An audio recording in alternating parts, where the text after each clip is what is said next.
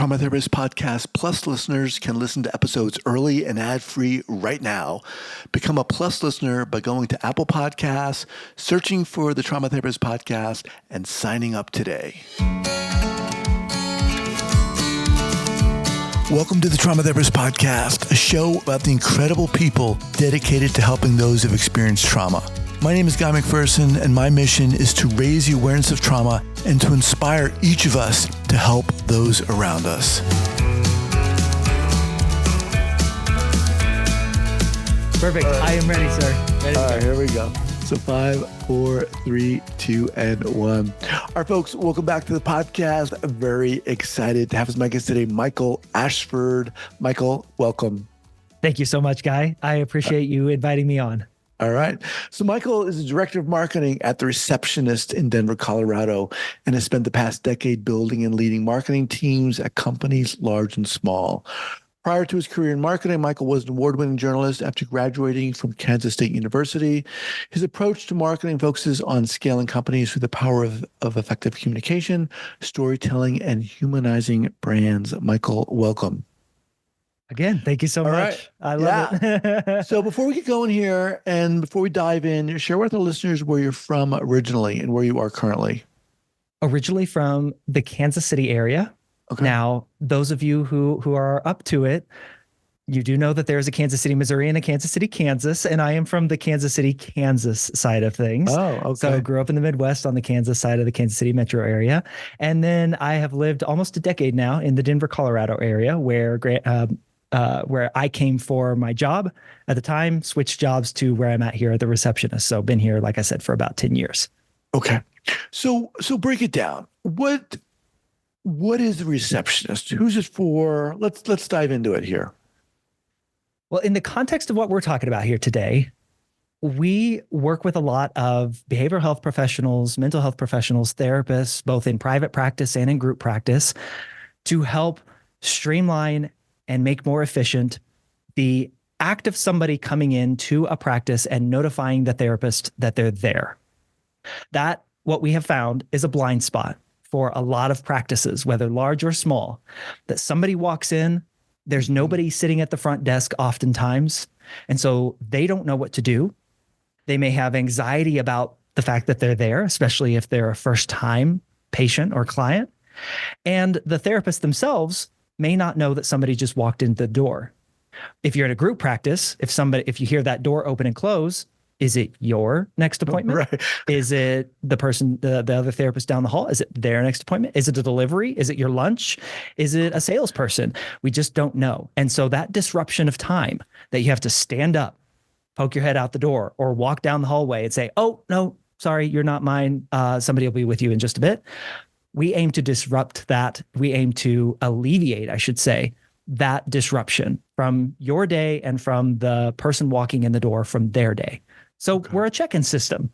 Okay. That's as simple as I can make it. We're a check-in system that the person walking in checks in, and the person that they're there to see is notified that they're there, and we remove that messy middle.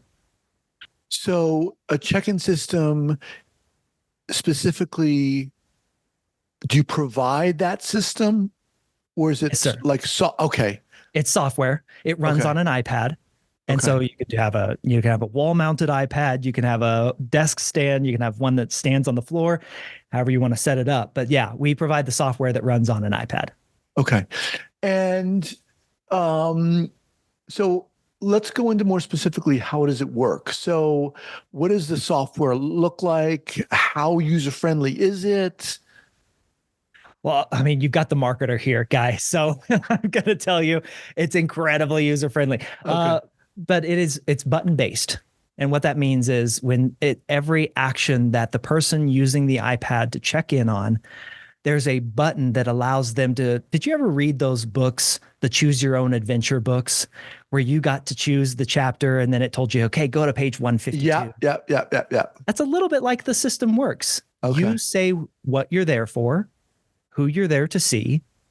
In the case of, because we're dealing with people's sensitive information, we're not going to ask them for things like their social security number, or we're not going to ask them for things like their credit card information, but we may ask them, has your billing information changed since your last visit? And in that way, the therapist can be notified, oh, I've got to get more updated billing information from them. But you choose what makes sense for you. You pick your therapist. And then once you're done with just a few short questions, you tap to check in, and that notification gets sent to the person that you're there to see. That notification usually with our therapy clients that we work with usually comes in as a text message.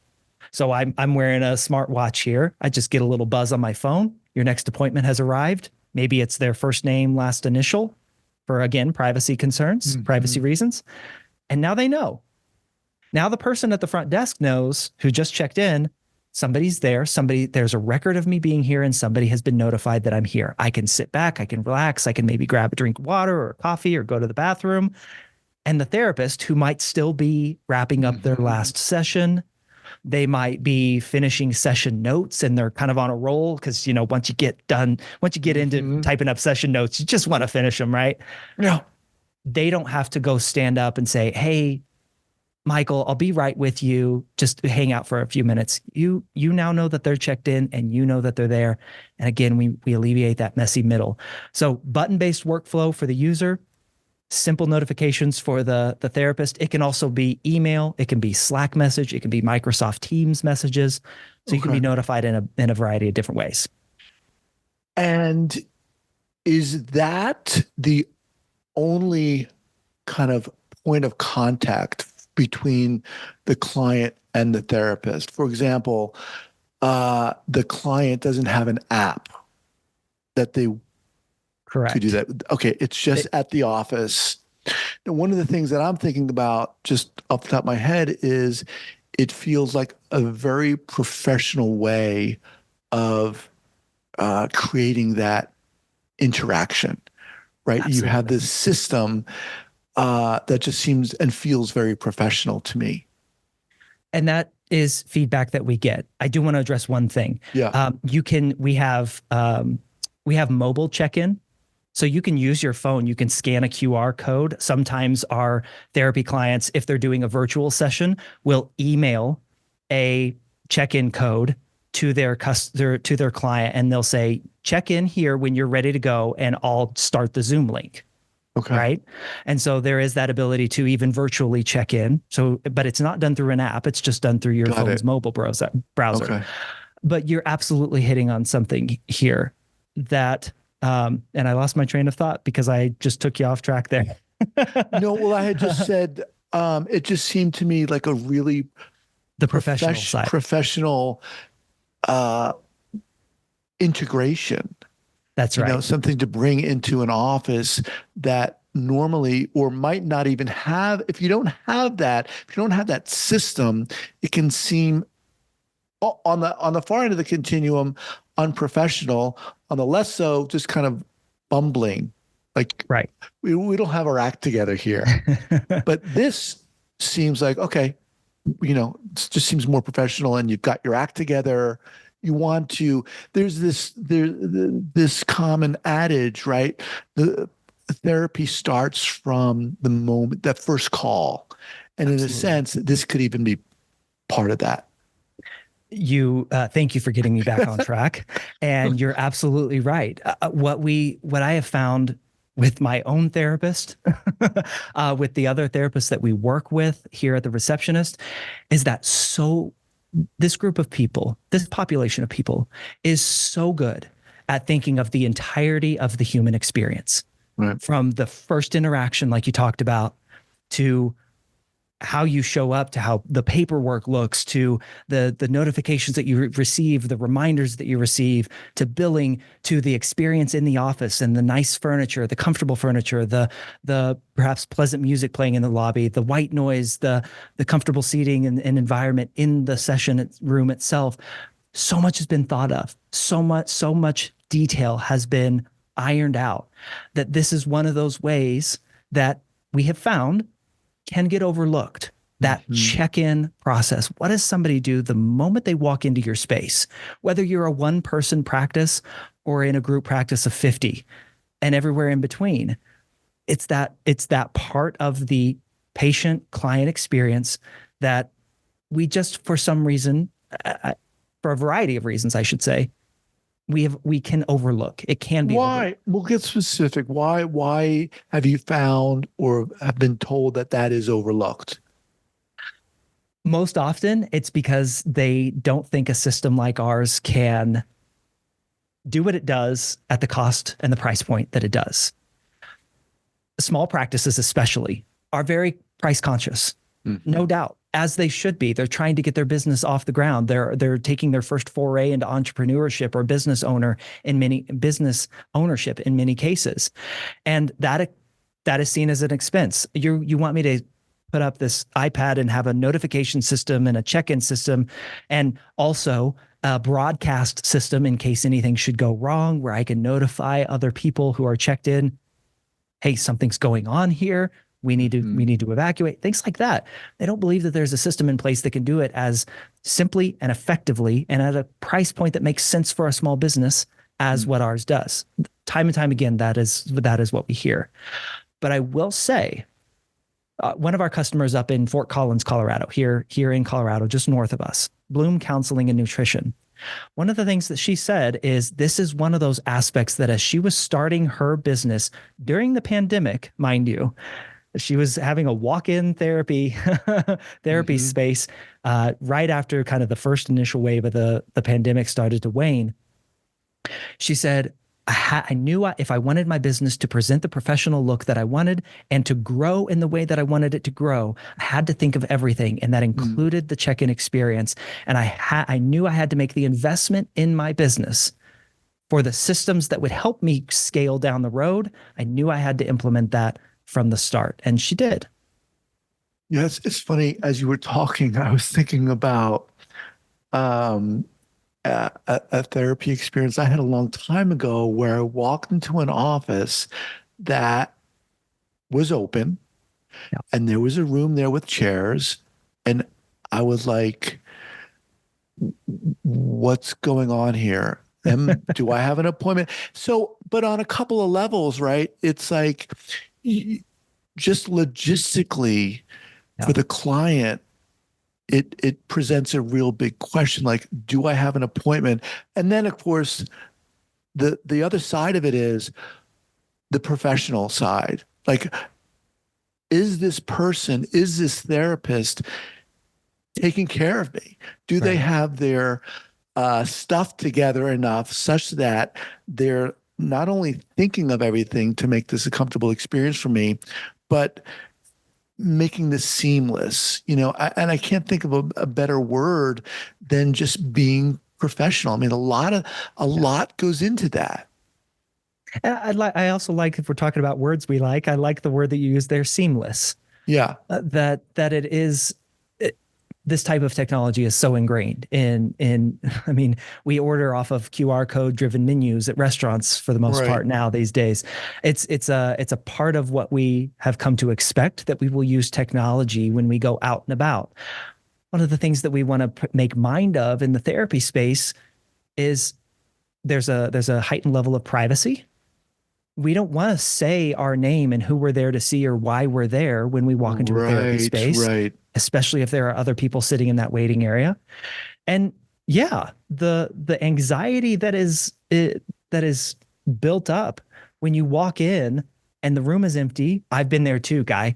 I've walked into my therapist space at a previous therapist, 16, 18 different chairs around. I'm the only person in there. And I grab the seat and I'm like, okay, twiddling my thumbs. I don't know what to do here. Well, 10 minutes after my session was supposed to start, my therapist comes out into the waiting room and he goes, "Oh, Michael, I didn't know you were here. I didn't hear you come in." Right. Well, that's not my fault. Yeah. It's what's going through my head. Yeah. But I still get charged for those 10 minutes. So it's that professionalism. It's that dedication to making sure that every step of that experience is accounted for. What are some, I'm wondering if you've heard of some hesitancies that maybe therapists have talked about or shared, or even clients? Because one of the things I'm thinking of, you mentioned privacy. So if I'm a client and I'm walking in and I'm checking in, how do I know another client who comes in next to me, maybe won't see my name or anything else? In that instance, because Yeah. as soon as your check-in is done and you tap check-in, your information goes away. It is not Okay. displayed there as it would be in a paper Right. logbook sitting on the table, right? Where I could just Right. say, "Oh, well, I know With that with person." a big photo of my Yeah, of the right. right. We do, again, I think I referenced this earlier. We do suggest that people, for privacy concerns in this space, check in using just initials. That's a popular one. So Okay. MA, or first name, last initial, Michael A. So we're not giving any particular identifying information out there. But that is a hesitancy, is just, can I make sure that my customers or my clients and patients are that their information is kept private? Another hesitancy we hear is, well, I'm it's only me. I'm just a one person show here. And I can hear when that front door opens and the only people that are coming in are my patients, my next patient. And again, I go back to, but what is the cost of disruption? We've all Mhm. heard of task switching and how long there are varying estimates on how long it takes us to get back in on task after we've been disrupted. I think the most common that I've heard is it takes up to 20 minutes to get back on task after you've Mhm. been interrupted. And if you only have 10 minutes in between sessions and 3 of those minutes have to be, your bathroom break, Mhm. we're human, right? But you also, if while you're in the bathroom, want to make sure that your client knows that you're there, well, if nothing is there to check them in, then they don't know.